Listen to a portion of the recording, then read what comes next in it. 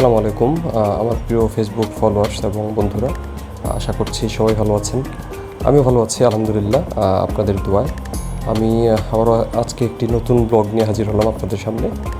যদিও এটি মোটামুটি 1 বছর হয়ে গেল। আমি লাস্ট ইয়ার যখন শ্রীলঙ্কা এবং মালদ্বীপ ভ্রমণ করেছিলাম তখনকার সময়কার ব্লগ এটা।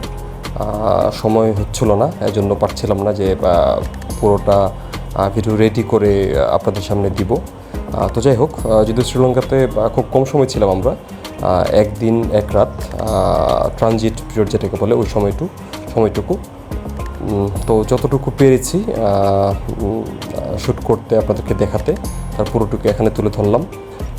অ্যাকচুয়ালি শ্রীলঙ্কা যথেষ্ট পরিষ্কার পরিচ্ছন্ন একটি দেশ আমাদের বাংলাদেশের তুলনায়, এবং শ্রীলঙ্কার সাথে আমাদের বাংলাদেশের অনেকাংশেই অনেক মিল খুঁজে পাবেন। স্পেশালি শ্রীলঙ্কার কলম্বোর যেই শহরটা সমুদ্রের তীরে, কলম্বো শহরেরও 2টি পার্ট আছে, অনেকটা আমাদের ঢাকার মতো, ওল্ড টাউন অ্যান্ড হচ্ছে নিউ টাউন।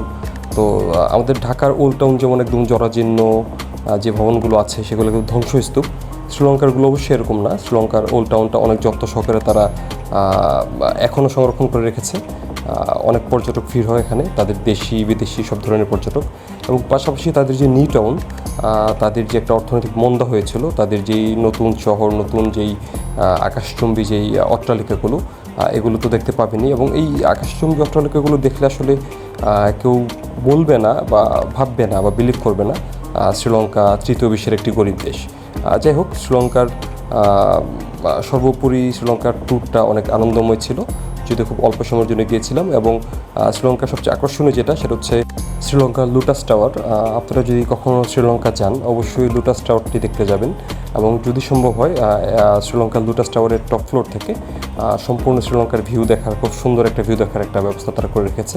যদিও তার জন্য মোটামুটি ভালো একটা অ্যামাউন্ট আপনাকে চার্জ দিতে হবে। এবং পাশাপাশি শ্রীলঙ্কার ঐতিহ্যবাহী কিছু স্টোন মিউজিয়াম আছে।